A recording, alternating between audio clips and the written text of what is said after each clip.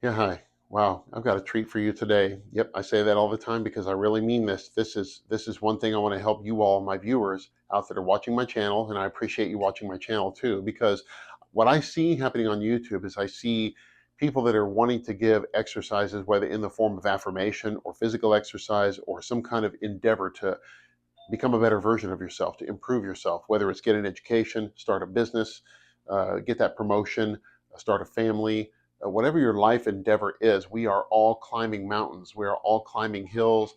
We're all overcoming life's obstacles and trying to move forward with things so we can grow and progress. That's just a natural thing to do.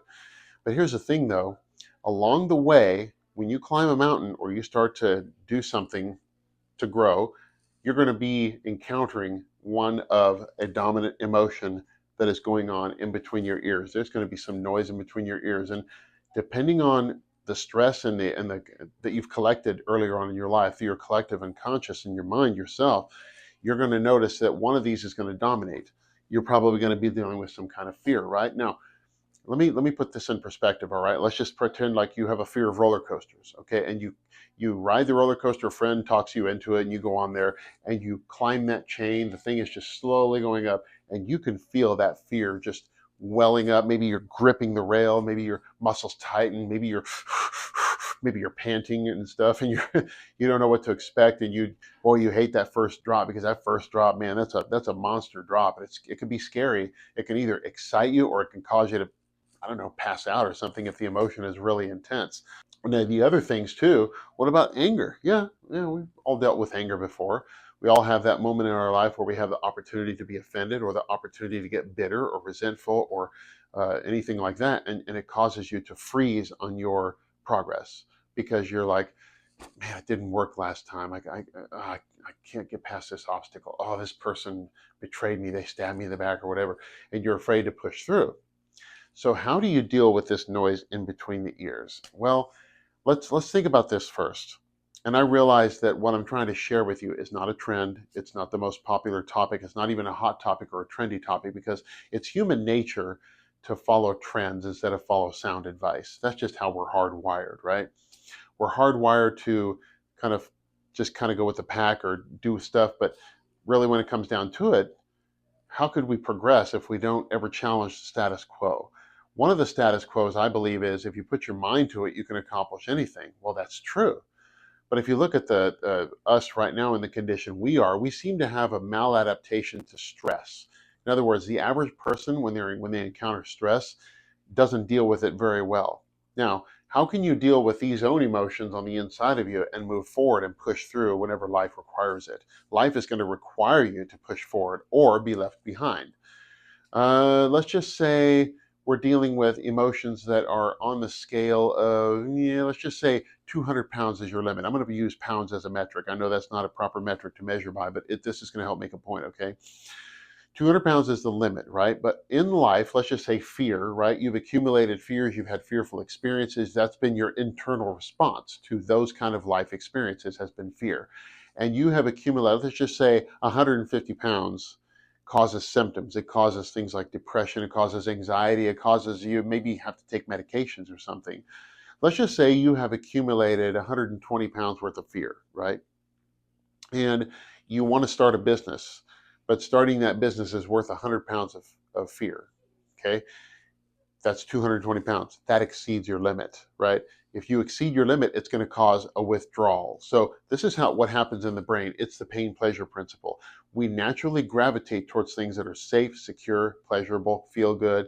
We naturally gravitate or withdraw from things that are painful, things that are dangerous or perceived to be dangerous. So in other words, if that endeavor in life is perceived to be that stressful, 100 points, and you are already at 120 and your limit is 200, guess what? It's going to exceed that limit. You're going to withdraw.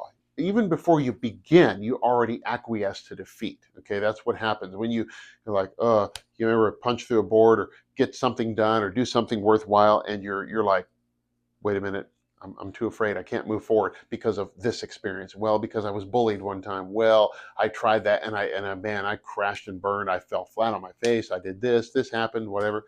We all have our alibi. We all have our story. And yes, things like that happen, but they don't happen to keep us down.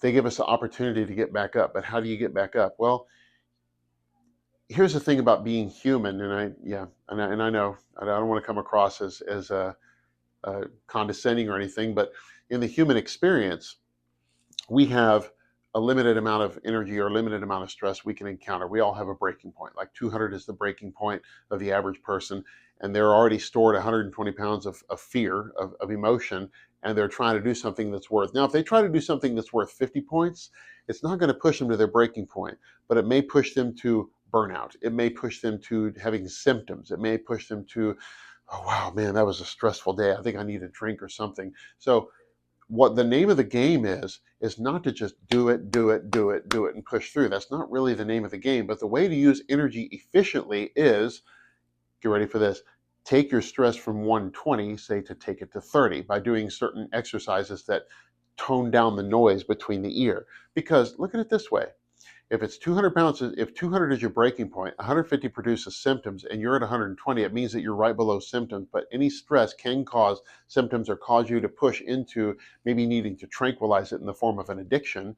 But if you push it, but if you put that stress back down to say 30, and you encounter that same stress worth 50 points, you're like, hey, no big deal. 80, okay, you still feel it because it's human.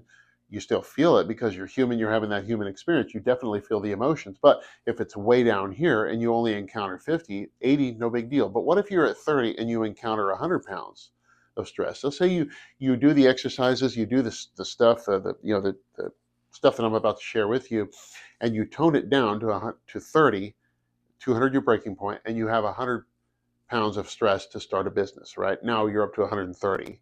So what does that do? Well, you're still below symptoms, but here's the thing. You at that point you want to keep your mind sharp or even raise the bar of your breaking point.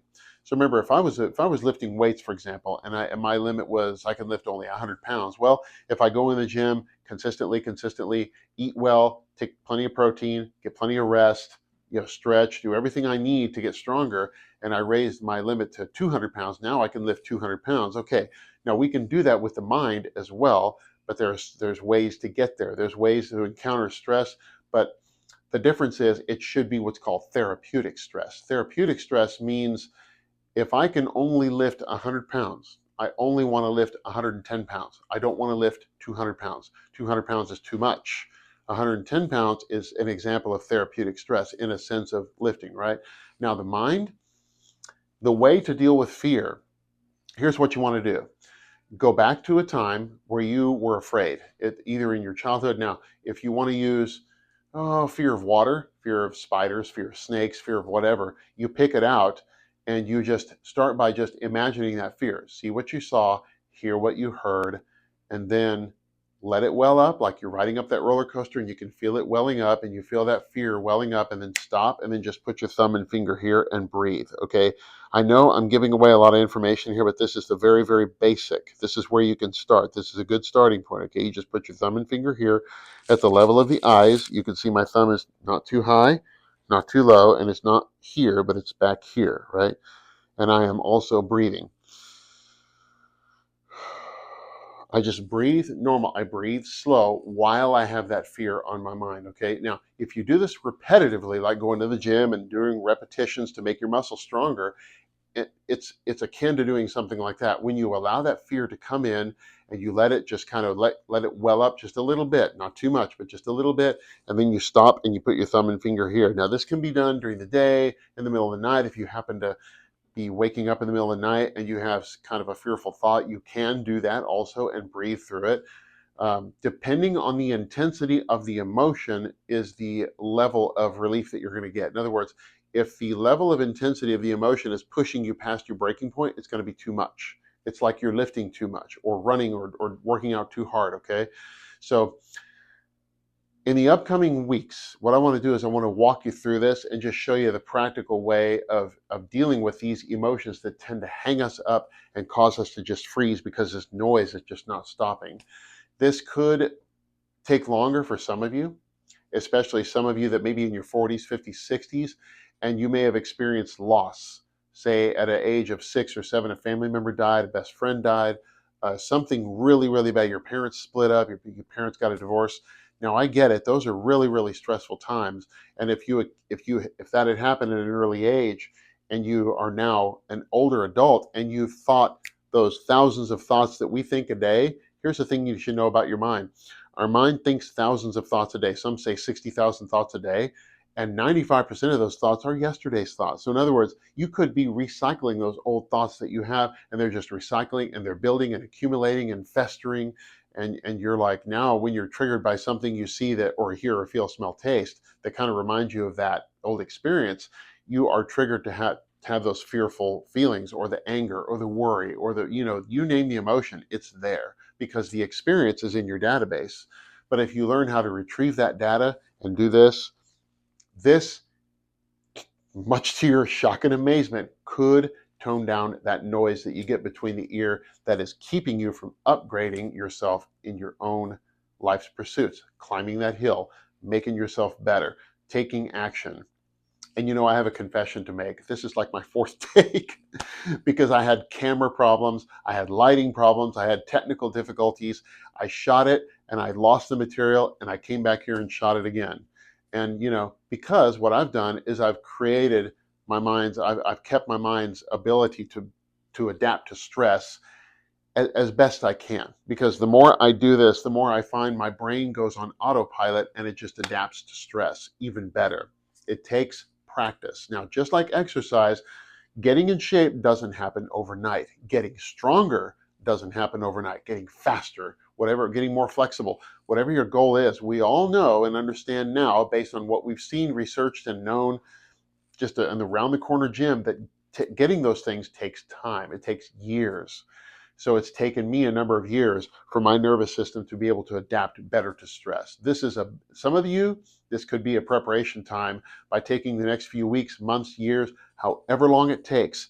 Give it the time that it needs to take.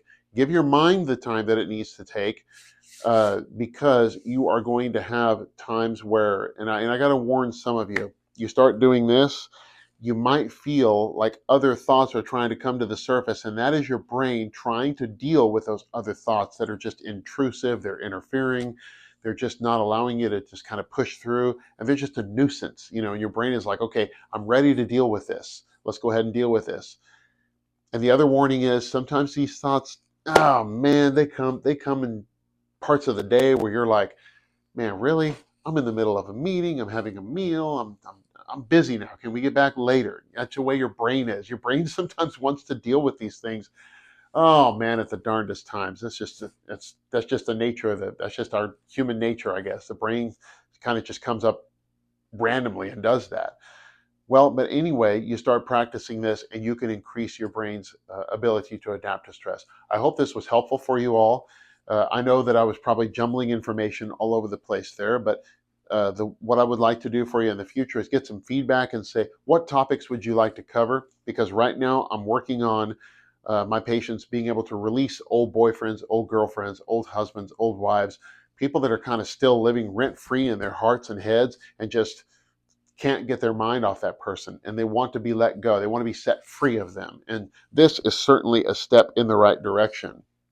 But sometimes the pain from those kind of experiences can be so intense that causes this to be less effective than desirable, and I have to use advanced tools and techniques to get the job done. All right. So I would appreciate the feedback on this topic here, and I look forward to sharing with you all soon on much more.